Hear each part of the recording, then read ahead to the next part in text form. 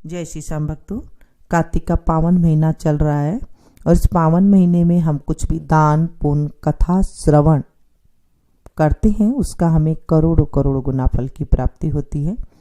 आज हम 30वां अध्याय और 31वां अध्याय 32वां अध्याय 3 पाठों का स्मरण करेंगे। बोलिए विष्णु भगवान की जय।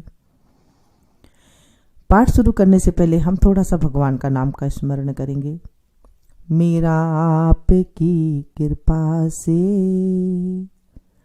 सब काम हो रहा है, मेरा आपकी कृपा से सब काम हो रहा है। करते हो तुम कन्हैया, मेरा नाम हो रहा है। करते हो तुम कन्हैया, मेरा नाम हो रहा है। मेरा आपकी कृपा से सब काम हो रहा है, मेरा आपकी दया से सब काम हो रहा है। बोलिए विष्णु भगवान की जय।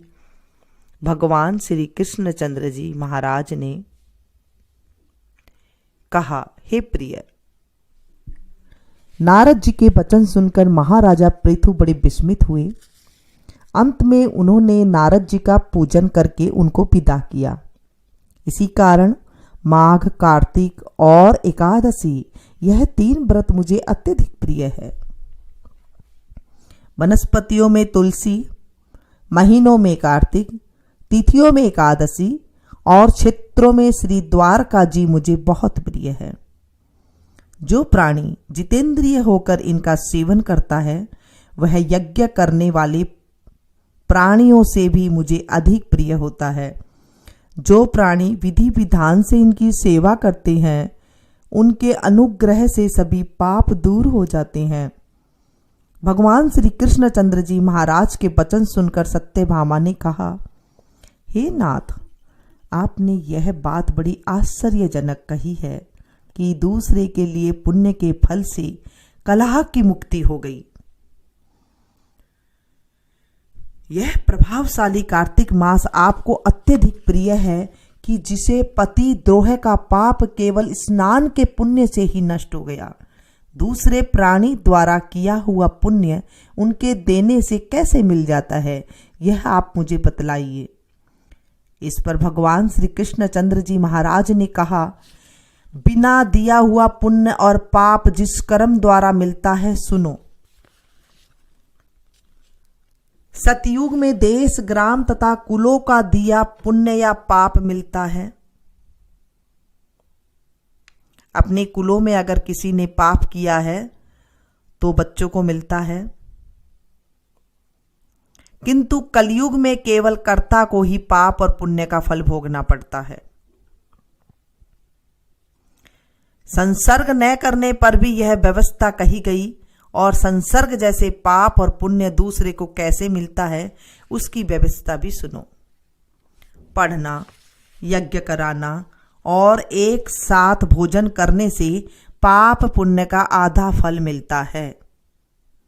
एक आसन पर बैठने तथा एक सवारी पर चढ़ने से, श्वास के आने जाने से पुण्य व पाप का चौथा भाग प्राणी मात्र को मिलता है। स्पर्श करने से, भोजन करने से और दूसरे की स्तुति करने से पुण्य और पाप का 6वां भाग मिलता है। जब अच्छे लोगों की बात करते हैं तो भी हमें पाप और पुण्य का 6वां भाग मिल जाता है। जब हम किसी अच्छी चीज को किसी के साथ शेयर करते हैं तो भी हमें 6वां भाग मिल जाता है।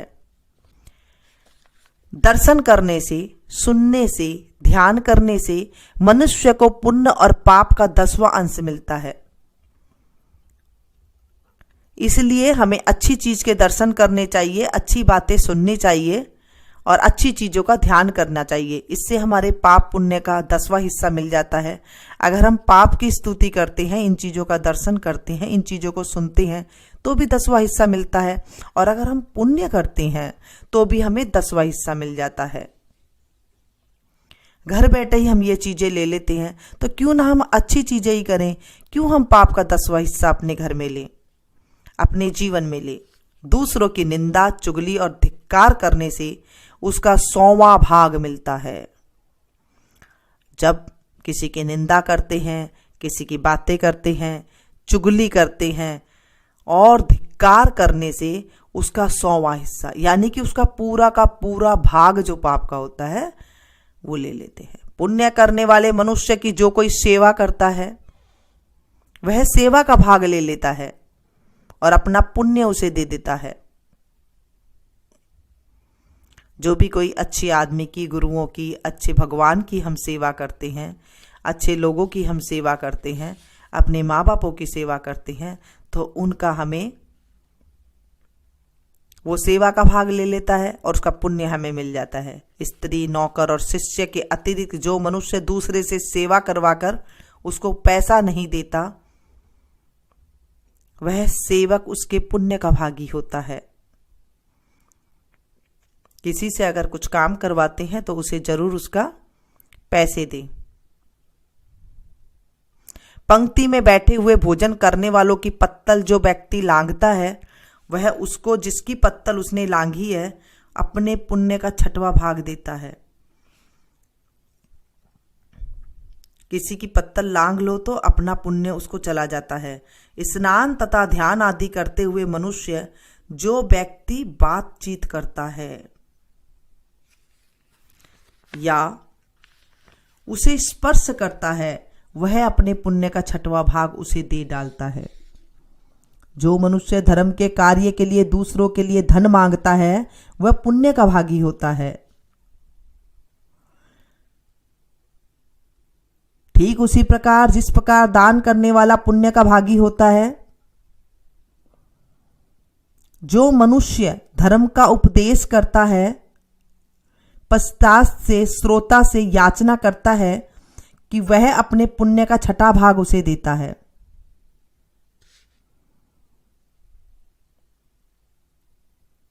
जो मनुष्य दूसरों का धन चुराकर उससे धर्म करता है, वह चोरी के पाप का फल भोगता है।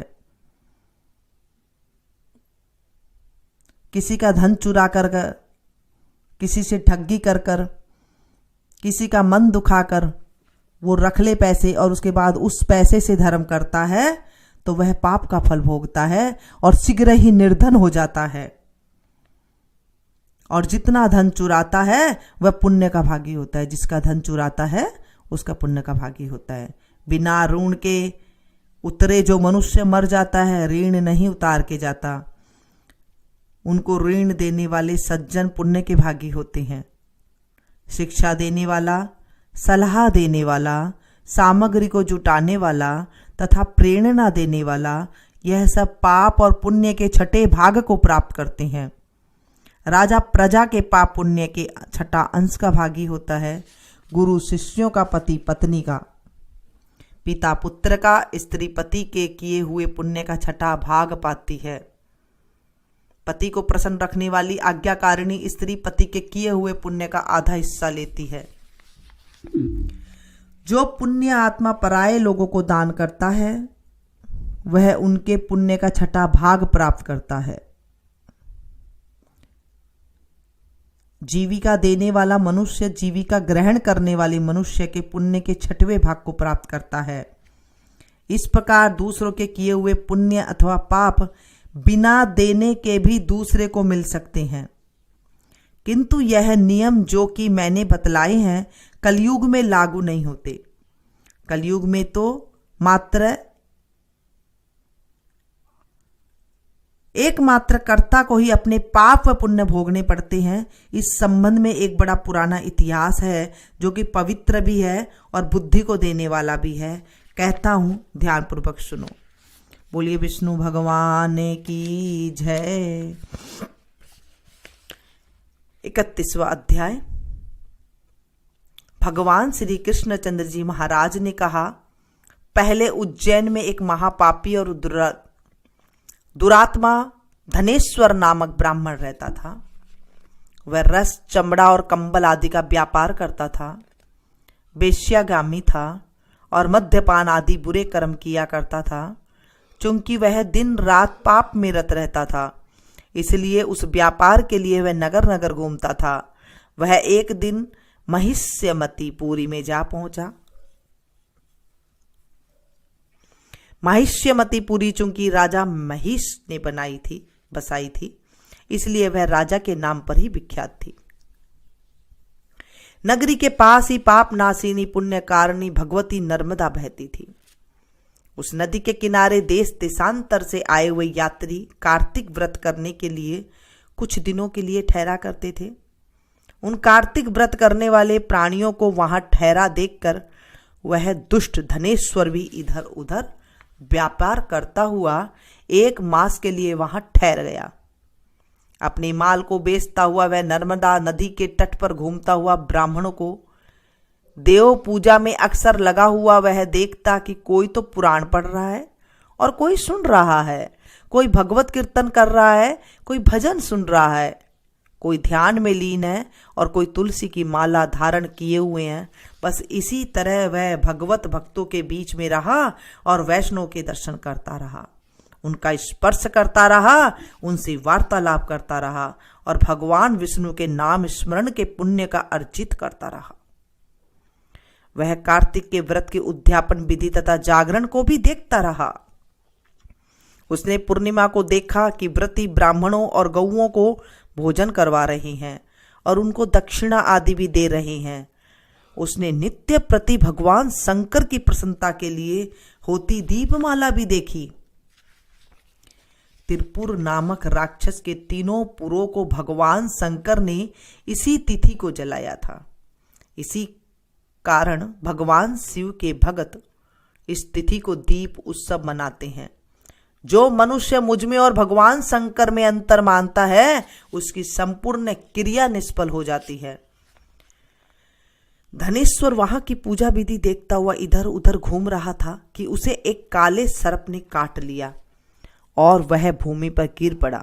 उसकी यह दशा देखकर वहां के दयालु भक्तों ने उसको चहुं ओर से घेर लिया और उसके मुंह में तुलसी दल मिश्रित जल के छींटे देने लगे। और जब उसके प्राण निकले तो यम के दूत उसे बांधकर कीड़ों से मारते हुए यमपुरी ले गए। उसे देखकर चित्रगुप्त ने यम से कहा, इसने बाल्यकाल से लेकर आज तक बुरे काम ही किए हैं। इसके जीवन में पुण्य तो लेस मात्र भी नहीं दिखाई देता। यदि मैं पूरा 1 वर्ष आपको सुनाता रहूं तो भी इसके पापों की सूची समाप्त नहीं होगी। यह महापापी है, अतः इसको एक कल्प एक घोर नरक में डालना चाहिए। चित्रगुप्त की बात सुनकर यमराज ने बड़े क्रोध में भरकर उसको अपना काल नेम के समान भयंकर रूप दिखाते हुए अपने अनुचरों को आज्ञा दी। उसने कहा, हे प्रेत सेनापतियों, इस दुष्ट मूर्ति को मुगदरों से मारते हुए कुंभी पाक नरक में फेंक दो। भगवान श्री कृष्णचंद्र जी महाराज ने कहा। यह सुनकर प्रेत सेनापति ने मुगदरों से उसका सिर तोड़ते हुए कुंभी पाक नरक में ले जाकर खौलते हुए तेल की कढ़ाई में छोड़ दिया। प्रेत सेनापतियों ने जो ही उसे तेल की कढ़ाई में फेंका, त्यों ही लप लपाती हुई आग अपने आप ठंडी हो गई। जैसे कि प्रहलाद को अग्नि में डालने से वह अग्नि ठंडी हो गई थी। यह विचित्र घटना देखकर प्रेत सेनापतियों ने यमराज के पास जाकर सारा वृत्तांत कहा। यमराज भी सारा हाल सुनकर आश्चर्यचकित रह गए और धनेश्वर को अपने पास बुलाकर स्थिति पर विचार करने लगे। उसी समय नारायण नारायण का कीर्तन करते हुए देवर्षि नारद वहां आ पहुंचे और यमराज से कहने लगे, हे अरुण नंदन यमराज, यह ब्राह्मण नरक में डाले जाने के योग्य नहीं है, क्योंकि इसने अंत समय में कुछ शुभ कर्म किए हैं जो कि नरक यातना को नष्ट करने वाले हैं। जो लोग भगवत भक्तों के दर्शन करते हैं, उनमें वार्तालाप करते हैं और उनका स्पर्श करते हैं, चाहे उन्होंने कोई पुण्य कर्म न किया हो, सहज स्वर्ग के अधिकारी हो जाते हैं। अतः धनेश्वर भी पुण्यात्माओं के संग व स्पर्श से स्वर्ग के अधिकारी हो गया। अतएव यह पुण्यात्मा है, इसे यक्ष योनि दो और केवल इसे पाप भोग करने वाले नरक दिखा दो। भगवान श्री कृष्ण चंद्र जी महाराज ने कहा, जब देवर्षि नारद ऐसे कहकर चले गए तो धनेश्वर को पुण्य आत्मा समझते हुए यमराज ने दूतों को उसे नरक दिखाने की आज्ञा दी। बोलिए विष्णु भगवान की जय। 32वां अध्याय। भगवान श्री कृष्ण चंद्र जी महाराज ने कहा, प्रेतपति यमराज की आज्ञा से धनेश्वर को नरकों के पास ले गया और उनको दिखाता हुआ कहने लगा, हे धनेश्वर, इन भयंकर नरकों को देखो, जिनमें की पापियों को यम के दूत सदा ही दुख देते रहते हैं। यह देखो, यह तप्तवाचुक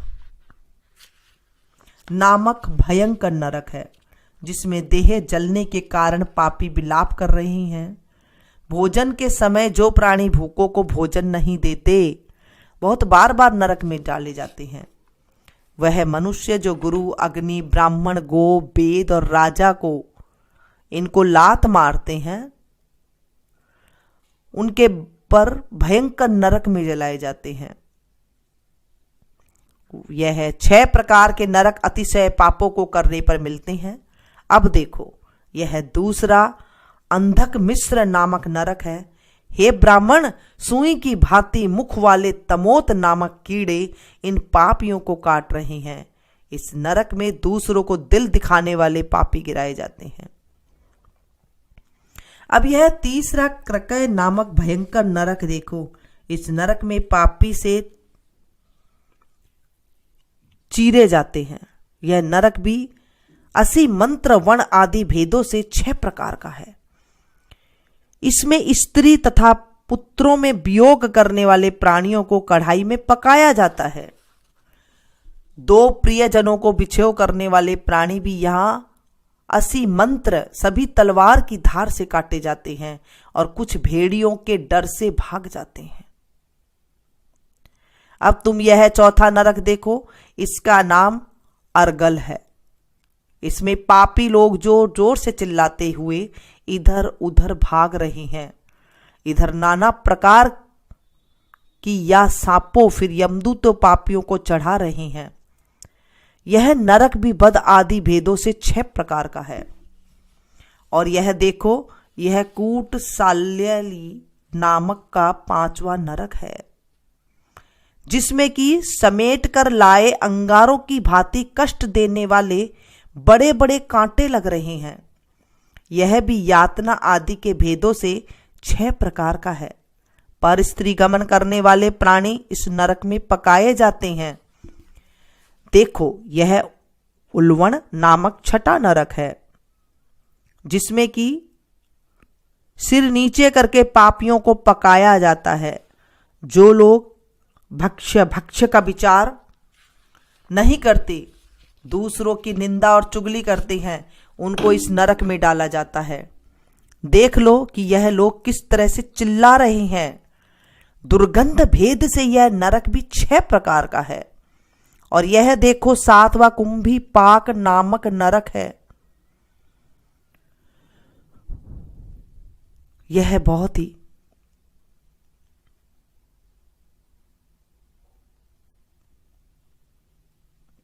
भयंकर है। हे ब्राह्मण, यह भी 6 प्रकार का है। इसमें महापातकी लोगों को पकाया जाता है। इस नरक में हजारों वर्ष तक यातना भोगनी पड़ती है। यही रौरव नरक है। इच्छा रहित जो पाप किए हैं वह सूखे और इच्छा पूर्वक जो पाप किए जाते हैं वह पाप आर्ध कहलाते हैं। इस प्रकार शुष्क या आर्ध भेदों से यह पाप 2 प्रकार के होते हैं। इनके अतिरिक्त और भी पृथक पृथक 84 प्रकार के पाप है। अपकीर्ण, पाडाकतेय, मलिनीकरण, जाति भ्रष्टकण, उपाय, अति पाप, महापाप, यह 7 प्रकार के पातक हैं।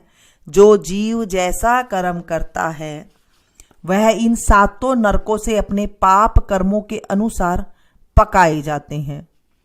तुम्हारा चूंकि कार्तिक व्रत करने वाले प्रभु भक्तों के साथ पर्याप्त मेल जोल रखा है, उसके पुण्य प्रभाव से तुम्हारी नरक यातना दूर हो गई है। भगवान श्री कृष्णचंद्र जी महाराज ने कहा, इस प्रकार प्रेत पति ने धनेश्वर को सब प्रकार नरक दिखलाने के पश्चात यक्ष लोक में ले जाकर उसे वहां का राजा बना दिया। वहां पर उसका नाम धन यक्ष हुआ और वह कुबेर जी का सेवक बन गया। बाद में महर्षि विश्वामित्र ने उसके नाम पर तीर्थ बनाया था। हे राजन, कार्तिक मास का व्रत महाफल का दाता है। इसके बराबर कोई दूसरा पुण्य कर्म नहीं है। जो कोई यह व्रत करता है तथा व्रत करने वाले का दर्शन करता है उसे अवश्य मुक्ति मिलती है। जो ये कथा को श्रवण करता है, सुनाता है,